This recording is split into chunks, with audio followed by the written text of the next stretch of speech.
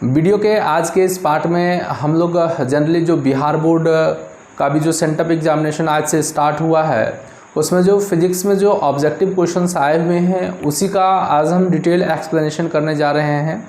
इस वीडियो में आपको टोटल जो 70 MCQ क्वेश्चंस बिहार बोर्ड में पूछे गए हैं जो सेंटअप एग्जामिनेशन में उसी का हम लोग डिटेल एक्सप्लेनेशन करेंगे। देखते हैं वन बाय वन क्वेश्चंस को करते जाते हैं, क्या उसका सही आंसर होगा। आपने जो करके आया है आप उसको अपने आंसर से मिला भी सकते हो। हालांकि हम क्वेश्चन कंप्लीट लिखेंगे नहीं, सिर्फ और सिर्फ क्वेश्चन को देखेंगे और उसका एक्सप्लेनेशन करेंगे कि कैसे हम इस आंसर तक पहुंच सकते थे। ठीक है, जैसे अगर हम फर्स्ट क्वेश्चन की बात करें तो फर्स्ट क्वेश्चन कहता है कि sum of total charges on 2 plates of a charged capacitor is. देखिए सबसे पहले क्या है कि कैपेसिटर, आपको पता है कैपेसिटर के केस में 2 प्लेट्स होते हैं, एक में हमारा पॉजिटिव चार्ज है तो दूसरे में नेगेटिव चार्ज है। ये जो चार्जेज है वो एक्चुअल चार्जेस नहीं, वो इम्बैलेंस चार्ज है। और चूंकि दोनों प्लेट पे जो चार्ज का नेचर है वो अपोजिट है तो एक दूसरे को ये क्या करेगा, कैंसिल करेगा। जिस रीजन से इसका जो नेट चार्ज की अगर हम लोग बात करें कि नेट चार्ज कितना होगा तो नेट चार्ज आपका 0 होगा। तो फर्स्ट क्वेश्चन का जो आंसर होगा वो आपका ए हो जाएगा, ऑप्शन नंबर ए 0। ठीक है, अगर हम लोग सेकेंड क्वेश्चन में पहुंचे तो सेकेंड क्वेश्चन कहता है कि the expression for electric potential in equatorial position of an electric dipole is. कि सबसे पहले तो इलेक्ट्रिक डाइपोल है, तो इलेक्ट्रिक डाइपोल हम लोग जानते हैं कि 2 equal and opposite charges separated by a distance. अगर 2 इक्वल और अपोजिट चार्ज कोई छोटा सेपरेशन से सेपरेटेड हो तो इसको हम लोग इलेक्ट्रिक डाइपोल कहते हैं। किस पॉइंट पे बोल रहा है तो इक्वेटोरियल पोजीशन पे। हम लोग इक्वेटोरियल पोजीशन पे फाइंड करेंगे, पोटेंशियल फाइंड करना है। तो पोटेंशियल जो है वो आपका स्केलर क्वांटिटी है। स्केलर क्वांटिटी होने के कारण इसका वैल्यू जो होता है V = KQ/R। अगर हम देखें यहाँ से जो सेपरेशन जो डिस्टेंस हमारा होगा, अगर हम इसको R माने तो ये भी डिस्टेंस हमारा R होगा। तो अगर हम V नेट की बात करेंगे तो V due to positive charge हो जाएगा plus V due to negative charge होगा। तो पॉजिटिव चार्ज के कारण हो जाएगा KQ/R plus K minus Q/R, तो हो जाएगा KQ/R plus minus minus KQ/R equals to इसका आंसर 0 आएगा। यानी कि क्वेश्चन नंबर 2 का भी आंसर 0 होगा और ये आपका ऑप्शन नंबर डी होगा। ठीक है, आगे बढ़ेंगे।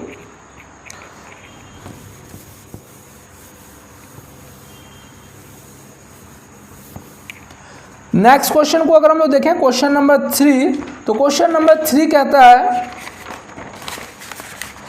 कि if the stored energy of a capacitor when it is charged to 100 volt is 1 joule then the capacity of the capacitor is। आपसे बोल रहा है कि स्टोर्ड एनर्जी जो दिया हुआ है वो आपका 1 जूल है और साथ ही साथ when it is charged to 100 volt, यानी पोटेंशियल डिफरेंस आपका दे दिया 100 वोल्ट। आपसे पूछ रहा है C क्या होगा।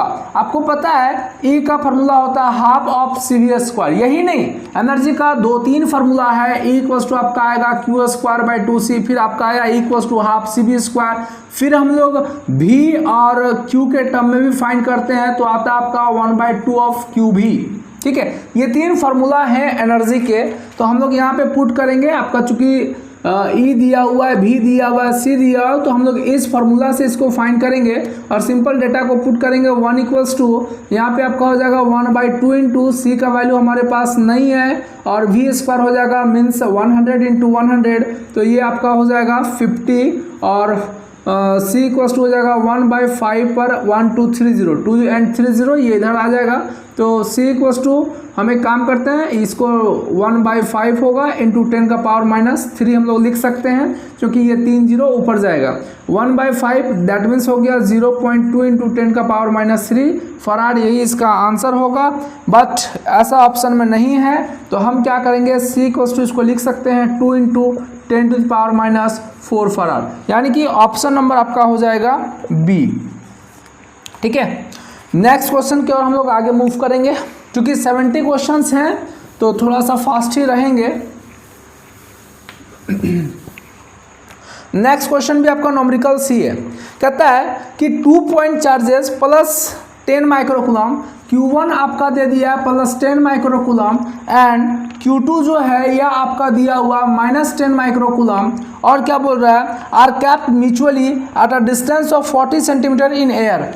आर आपका दे दिया 40 सेंटीमीटर, हम लोग इसको लिखेंगे 40 इंटू 10⁻⁻2 मीटर। ठीक है,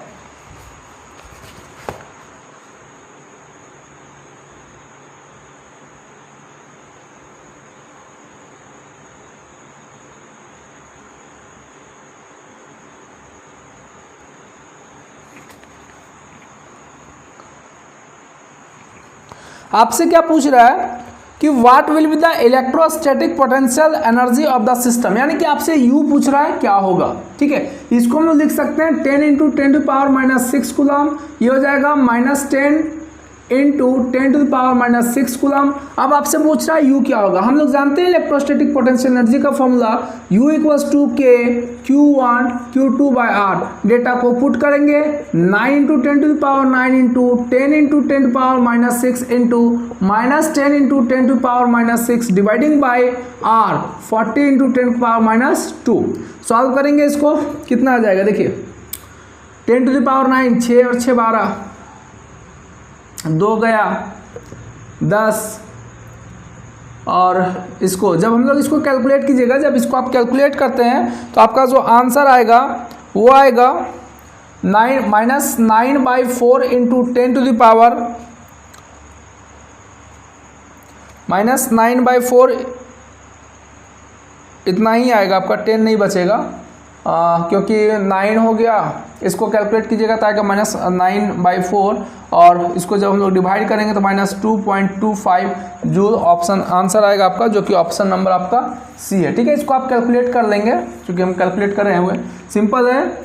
6 और 6 -12, और इसको थोड़ा सा शॉर्ट आउट कर ही दे रहे हैं तो हो जाएगा 9 इंटू 10⁻⁻3, 6 6 12 9 गया, इंटू 100 विथ नेगेटिव साइन, और डिवाइडिंग बाय 40 इंटू 10⁻⁻2। देखिए सिंपल है, यहाँ से आपका हो जाएगा 10⁻⁻, ऊपर जाएगा ये तो हो जाएगा 2 और 2 4, 9 इंटू 9/4 इंटू 10⁻, देखिए कितना हो जाएगा -3 +2, ये ऊपर जाएगा +2 और -1 यहाँ से, है ना।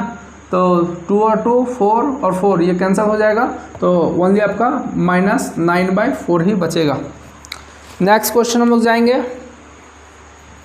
तो नेक्स्ट क्वेश्चन कह रहा है, ये थ्योरेटिकल क्वेश्चन था। नेक्स्ट क्वेश्चन जो है, नेक्स्ट क्वेश्चन बोल रहा है कि the intensity of electric field at any point on the surface of a charge conductor is. हमेशा याद रखिएगा कि इलेक्ट्रिक फील्ड इंटेंसिटी जो कंडक्टर के सरफेस से होते हैं वो हमेशा ही परपेंडिकुलर होते हैं, हमेशा ही परपेंडिकुलर होते हैं, मीन्स वो 90 डिग्री पर होते हैं। इसका आंसर होगा B, perpendicular to the surface. Next question कह रहा है कि the energy of an electron on accelerating it to 1 volt potential difference is. Simple है, 1 इलेक्ट्रॉन वोल्ट होगा। 1 electron volt is that amount of energy which is required to accelerate an electron by 1 volt potential. ठीक है, next question आएंगे, question number 7। Question number 7 कह रहा है कि if air between plates of any parallel plate condenser is replaced by a medium of relative permittivity K, then the capacity of the condenser is. याद रखिएगा, ये भी theoretical question है कि अगर हम लोग कोई कैपेसिटर में कोई डाइलेक्ट्रिक कांस्टेंट को इंसर्ट कर रहे हैं तो उस कंडीशन में जो कंडेंसर का कैपेसिटेंस होगा वो हमेशा ही इंक्रीज करता है। तो इसका ऑप्शन हो जाएगा option number A, increases by के टाइम्स।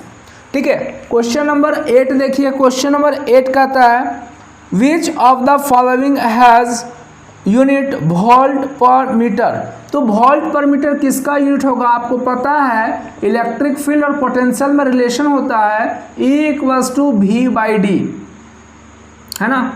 E = V/D यानी कि V वोल्ट पर मीटर, यानी इलेक्ट्रिक फील्ड का जो यूनिट होगा वो वोल्ट पर मीटर होगा। इसलिए क्वेश्चन नंबर 8 का answer option number C. 9 number देखिए, 9 नंबर कहता है the resistance of any wire is 500 ohm, resistance आपका दे दिया है 500 ओम, बोल रहा है its electrical conductivity will B.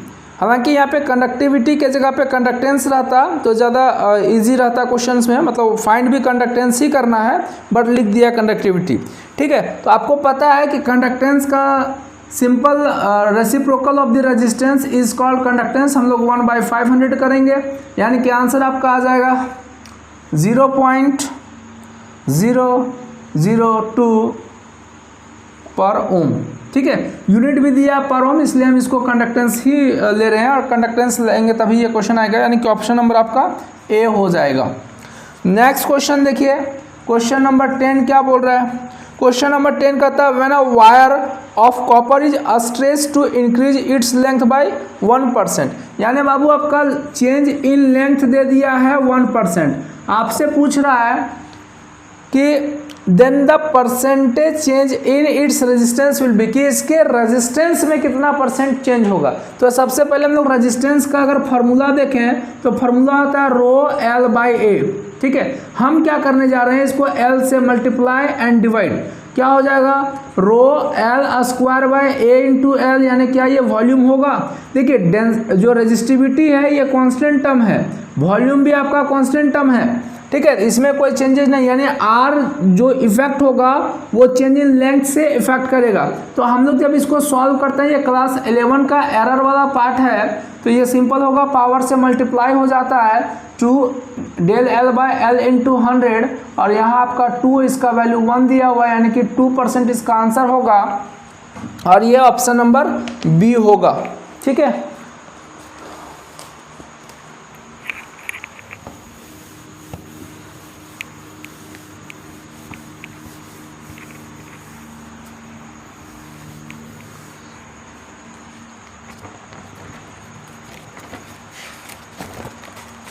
Next question देखेंगे हम लोग, क्वेश्चन नंबर 11।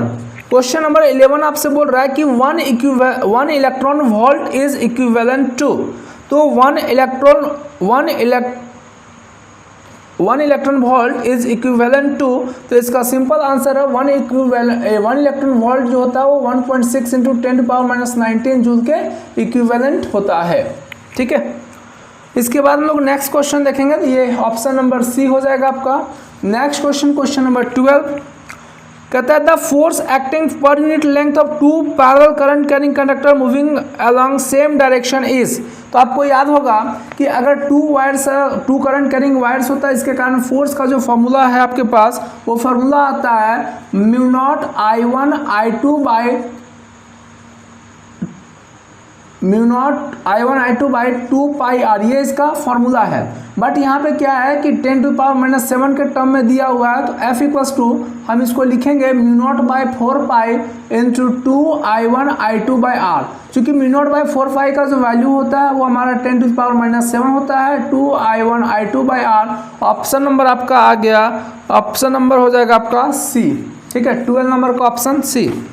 आइए 13 नंबर हम लोग देखें, तो 13 नंबर बोल रहा है कि for ferromagnetic materials the relative permittivity is, हालांकि यहाँ पे परमिटिविटी के जगह परमिएबिलिटी होना चाहिए, तो ये भी सीधा कंसेप्चुअल क्वेश्चन है कि रिलेटिव परमिएबिलिटी क्या होगा। फेरोमैग्नेटिक मटेरियल का बहुत ही हाई होता है, तो बहुत मच ग्रेटर देन 1 हम लोग लगाएंगे, option number D. Next question आपका क्वेश्चन नंबर 14 है, ये भी थियोरेटिकल पार्ट है कि the value of angle of dip at magnetic poles of the earth is, इसका आंसर होता है 90 डिग्री। नेक्स्ट भी थियोरेटिकल पार्ट है, जब आप डाईपारा फेरोमैग्नेट को पढ़ रहे होंगे तो वहाँ से ये क्वेश्चन लिया गया कि domain is made up for which material, तो सिंपल है, डोमेन का कंसेप्ट जो आता है वो फेरोमैग्नेट से आता है, तो इसका ऑप्शन हो जाएगा ऑप्शन नंबर बी। नेक्स्ट हम लोग, ये भी आपका थियोरेटिकल पार्ट है कि line joining places having same angle of declination are called, इसको हम लोग आइसोगोनिक लाइन कहते हैं, आइसोगोनिक लाइन, इसका आंसर होगा ऑप्शन नंबर बी। नेक्स्ट है क्वेश्चन नंबर 17, देखिए 17 कहता है कि on decreasing the value of magnetic field the time period of magnetic needle. ठीक है, तो टाइम पीरियड क्या होगा, तो टाइम पीरियड का एक्सप्रेशन हम लोग फाइंड कर लेंगे। आपको पता है कि सेंट्रीपिटल फोर्स जब हम लोग कोई भी चार्ज पार्टिकल को मैग्नेटिक फील्ड में छोड़ते थे तो mv²/r इक्वल टू होता है क्यू भी कटेगा। अगर हम लोग यहाँ से v का वैल्यू निकालें तो v इक्वल टू होगा QB/r/m, और टाइम पीरियड का फॉर्मूला होता है 2πr/v यानी कि डिस्टेंस बाय टाइम। तो t इक्वल टू हो जाएगा 2πr/QBr और m ऊपर चला जाएगा तो ये हो जाएगा t इक्वल टू 2πm/QB, यानी कि t is inversely proportional to क्या आ रहा है, b।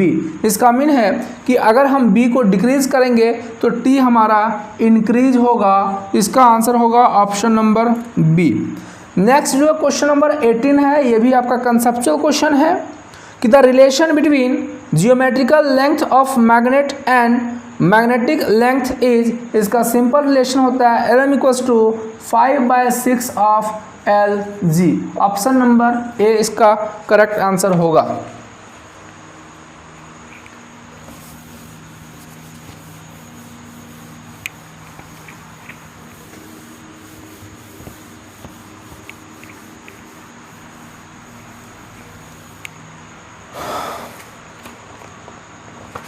नेक्स्ट क्वेश्चन की ओर मूव करेंगे। नेक्स्ट क्वेश्चन है कि द रेडियस, क्वेश्चन नंबर 19 है। क्वेश्चन नंबर 19 कहता है कि the radius of path of a charge particle in uniform magnetic field is proportional to.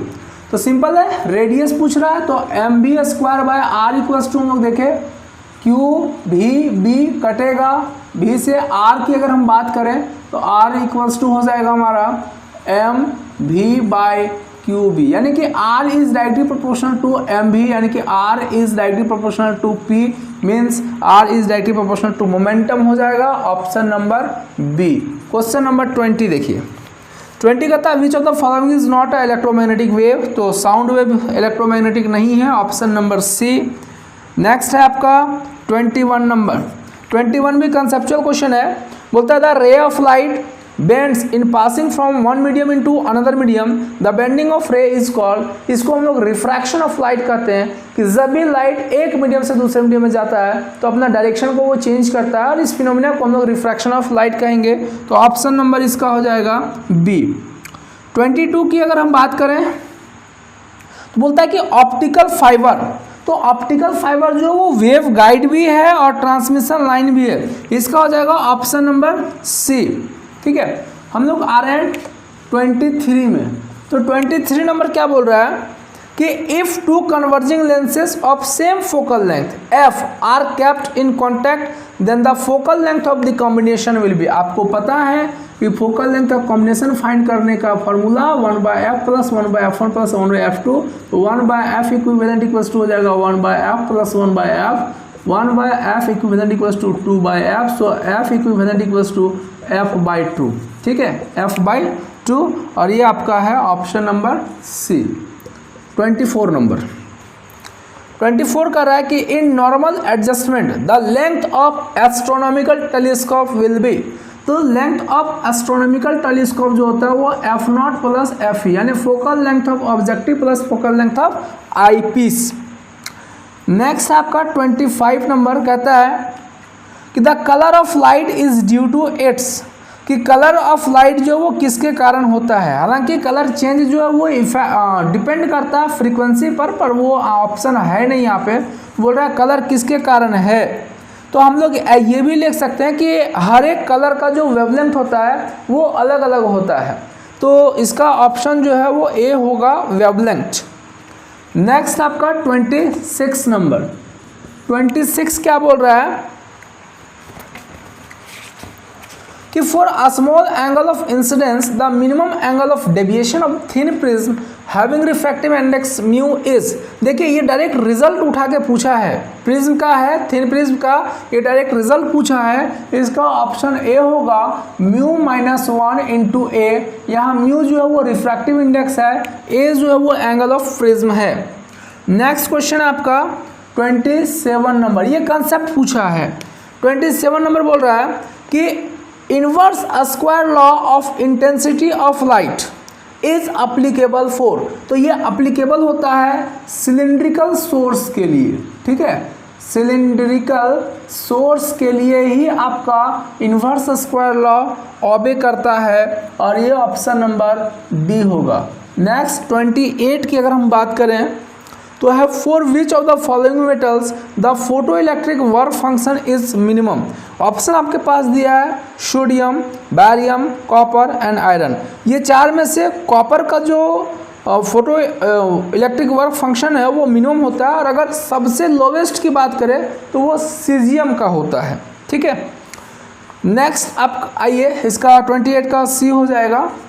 29 number देखिए, 29 कर रहा है कि the value of angle of dip on going from north pole to equator. जब भी हम लोग पोल टू इक्वेटर मूव करेंगे तो एंगल ऑफ डिप जो है वो डिक्रीज करता है, इसलिए इसका ऑप्शन होगा option number B. Next question, what are the main reason for the production of electromagnetic wave is. तो इलेक्ट्रोमैग्नेटिक वेव के प्रोडक्शन का जो मेन रीजन है वो है एक्सेलरेटेड चार्ज। ठीक है, एक्सेलरेटेड चार्ज, इसका हो जाएगा ऑप्शन नंबर सी। नेक्स्ट देखिए 31 नंबर क्या बोल रहा है। 31 बोल रहा है कि the unit of ratio of magnetic field B by E is. Simple है, बी का फॉर्मूला लगाइए, आपको पता है F बराबर होता है क्यू भी बी और E बराबर होता है F बाई क्यू, यानी कि F इक्वल टू होता है क्यू ई। हम दोनों को इक्वेट करेंगे तो क्यू ई बराबर हो जाएगा क्यू भी बी, क्यू से क्यू कटेगा। हमको फाइंड करना है क्या, हमको फाइंड करना है B बाई ई, तो B by E equal to हो जाएगा 1 बाई V। तो V का होता है मीटर पर सेकेंड, हो जाएगा सेकेंड पर मीटर, यानी कि ऑप्शन नंबर B। ठीक है, देखते हैं नेक्स्ट।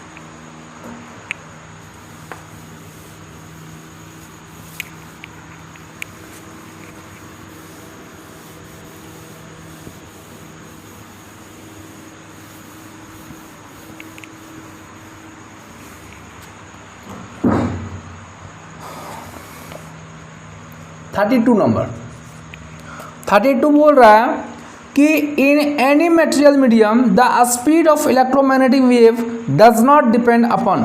तो कोई भी मीडियम में जो स्पीड होता है इलेक्ट्रोमैग्नेटिक वेव का वो उसके इंटेंसिटी पे डिपेंड नहीं करता, यानी कि ऑप्शन नंबर डी। नेक्स्ट है 33 नंबर। 33 बोल रहा है total internal reflection takes place when the value of angle of incidence is greater than critical angle होना चाहिए, ऑप्शन नंबर बी होगा। नेक्स्ट हम लोग 34 नंबर के और मूव करें तो 34 में सिंपल सा क्वेश्चन कि the radii of curvature of two surface of a lens are equal and refractive index of the medium is 1.5, the focal length of the lens will be. तो आपको पता है फोकल लेंथ का formula 1/f equals to mu minus 1 into 1/r1 minus 1/r2। तो 1/f equals to हो जाएगा 1.5 minus 1 into 1/r plus 1/r। क्यों minus से प्लस किए, क्योंकि आप कोई भी लेंस लेंगे, अगर हम ये लेंस लें कन्वेक्स लेंस लेंगे तो R1 इसका पॉजिटिव तो R2 क्या हो जाएगा नेगेटिव, इसलिए आया। तो 1/f इक्वल्स टू हो जाएगा 0.5 इंटू 2/r होगा। इसको कंबाइन करेंगे तो 1/f इक्वल्स टू हो जाएगा 1/r, यानी f इक्वल्स टू क्या हो जाएगा r। तो ऑप्शन नंबर 1 होगा plus minus r। Next question, question number, तो इसका ऑप्शन हो जाएगा ए नंबर, है ना। नेक्स्ट है 35 बोल रहा है कि to lenses of power 2 dioptre, यानी P1 दे दिया आपका +2 डायोप्टर, P2 आपका दे दिया -3.5 डायोप्टर। बोल रहा है दोनों को कंबाइन करेंगे तो रिजल्टिंग पावर क्या होगा, आप पढ़े होंगे P equals to P1 plus P2। तो P इक्विवेलेंट इक्वल्स टू हो जाएगा 2 माइनस 3.5, यानी कि P equivalent equals to minus of 1.5 dioptre, option number B. Next question 36, ये कंसेप्चुअल पार्ट है। कहता है the objective lens of astronomical telescope should be. तो इसका सिंपल है हाई फोकल लेंथ का होना चाहिए, तो 36 का हो जाएगा ऑप्शन नंबर बी। 37 फार्मूला उठा के दे दिया है, कि the magnifying power of compound microscope for normal adjustment is, इसका वैल्यू होता है B naught by U naught into 1 plus D by F E, यानी कि ऑप्शन नंबर ए। नेक्स्ट है in Rayleigh scattering of light, 39 number, in Rayleigh scattering of light the magnitude of scattered light is proportional to wavelength, ये simply होता है 1 by lambda square में चलता है, option number B. Next है 40 है कि for destructive interference the path difference should be equal to, ये होता है 2n+1 into lambda by 2, option number B. Next हम लोग आगे मूव करेंगे 41 बोल रहा है the ratio of intensities of two light waves in interference is, यानी कि I1/I2 आपका दे दिया है 9/4, आपसे मैक्सिमम और मिनिमा की बात करता है, तो मैक्सिमा का वैल्यू होता है √I1 plus √I2 bye √I1 minus √I2 और इसका होल स्क्वायर। कुछ नहीं करेंगे, डेटा पुट करेंगे और सॉल्व करेंगे। Root number 9 minus root number 4 का होल स्क्वायर हो जाएगा। देखिए ये 3 + 2 बाय 3 - 1 का स्क्वायर, यानी कि 25:1, option number C, sorry option number A है ना, ऑप्शन नंबर ए।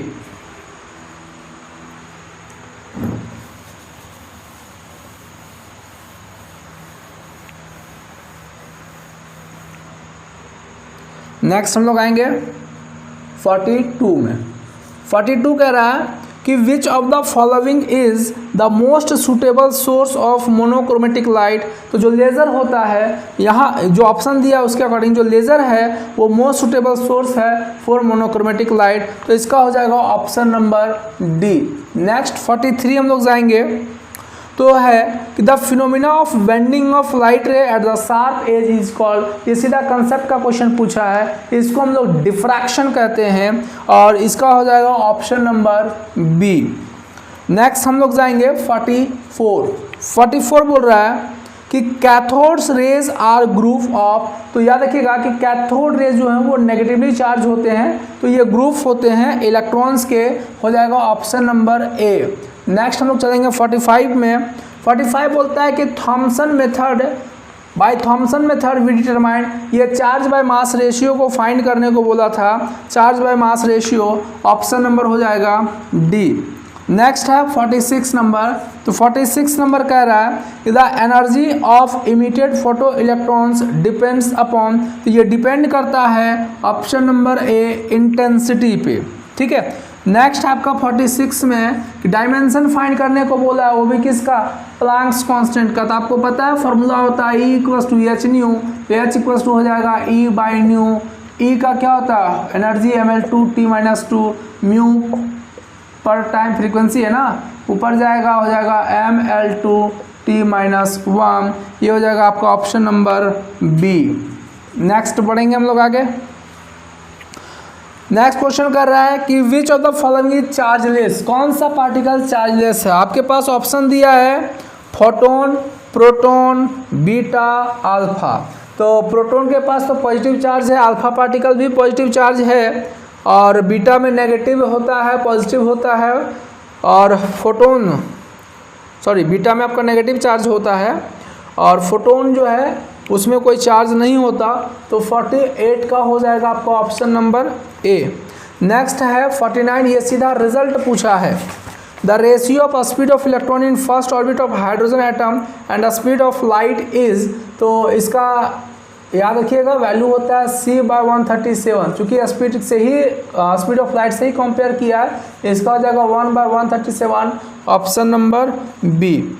नेक्स्ट है ये सीधा कंसेप्ट ही पूछा है कि the energy of electron in any given orbit of atom having atomic number Z is proportional to, ये प्रोपोर्शनल होता है Z² के, ठीक है, ऑप्शन नंबर हो जाएगा बी। नेक्स्ट क्वेश्चन हम लोग देखेंगे 51, कहता है which of the following has maximum penetrating power, तो गामा रेज का पेनिट्रेटिंग पावर सबसे मैक्सिमम होता है और इसका हो जाएगा ऑप्शन नंबर डी। नेक्स्ट देखेंगे कि विच of the following is not fundamental particle, कौन फंडामेंटल पार्टिकल नहीं है, ऑप्शन आपके पास है न्यूट्रॉन, प्रोटॉन, अल्फा पार्टिकल और इलेक्ट्रॉन। तो याद रखिएगा कि अल्फा पार्टिकल जो है ये आपका फंडामेंटल पार्टिकल नहीं, ये हो जाएगा ऑप्शन नंबर सी। नेक्स्ट हम लोग चलेंगे 53 number, which of the following is the most stable. तो फेरस सबसे ज़्यादा स्टेबल है, ऑप्शन नंबर हो जाएगा डी। नेक्स्ट आएंगे हम लोग 54 में। 54 नंबर देखिए क्या बोल रहा है कि डायोड इज यूज्ड एज। तो डायोड का यूज़ हम लोग ऑसिलेटर के तौर पर भी करते हैं, रेक्टिफायर के तौर पर भी करते हैं, मॉड्यूलेटर के तौर पर भी करते हैं, ठीक है। नेक्स्ट 55 आइए। तो 55 कहता है पीएन जंक्शन देयर आर। तो सिंपल है, PN junction, P type N type, वो सेमीकंडक्टर की बात करते हैं। तो ऑप्शन नंबर हो जाएगा आपका ए, सेमीकंडक्टर जंक्शन हो जाएगा। नेक्स्ट आपका 56 कहता है in half wave rectification if the input frequency, यानी एफ आई आपका दे दिया 50 हर्ट्ज, तो बोल रहा है कि आउटपुट फ्रीक्वेंसी क्या होगा। तो हाफ वेव रेक्टिफायर के केस में इनपुट जितना होता है उतना ही हमारा आउटपुट होता है, तो आउटपुट भी हमारा 50 हर्ट्ज होगा। लेकिन अगर फुल वेव रेक्टिफायर रहता तो आउटपुट जो है वो 2 से मल्टीप्लाई हो जाता, लेकिन हाफ वेव में जितना इनपुट है उतना ही आपका आउटपुट होगा। नेक्स्ट देखिए 57 नंबर। 57 नंबर क्या कह रहा है कि Boolean expression for NOR gate. NOR का मतलब हो गया नॉट प्लस और, तो और का बुलियन एक्सप्रेशन होता है एडिशन वाला, तो नॉर लगा हुआ है, इस पर जाएगा बार। तो ये हो गया ऑप्शन नंबर आपका हो जाएगा डी। 58 नंबर देखिए। 58 कहता है कि द बाइनरी इक्विवेलेंट ऑफ 15 का बाइनरी डिजिट फाइंड करना। फाइंड कीजिएगा, 2 से 7 टाइम में 1 बचेगा, फिर 2 से 3 टाइम में फिर 1 बचेगा, फिर 2 से 1 टाइम में और 1 बचेगा, यानी कि 1 1 1 1 कितना हो गया नीचे से 1 1 1 1 4 4 1 1, ये हो जाएगा ऑप्शन नंबर आपका हो गया सी। नेक्स्ट आइए 59 नंबर। ये सीधा कंसेप्ट है कि विच of the following frequency ranges is used for TV transmission. कौन सा टीवी ट्रांसमिशन के लिए यूज होता है? तो 3 to 300 megahertz, option number C. Next आपका कि when 2 thin lenses of focal length f1 and f2 are kept in contact,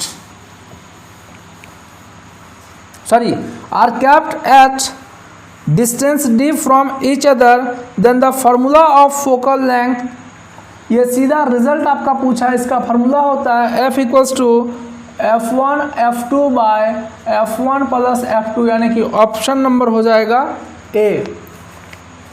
ये आपका 60 नंबर था। नेक्स्ट है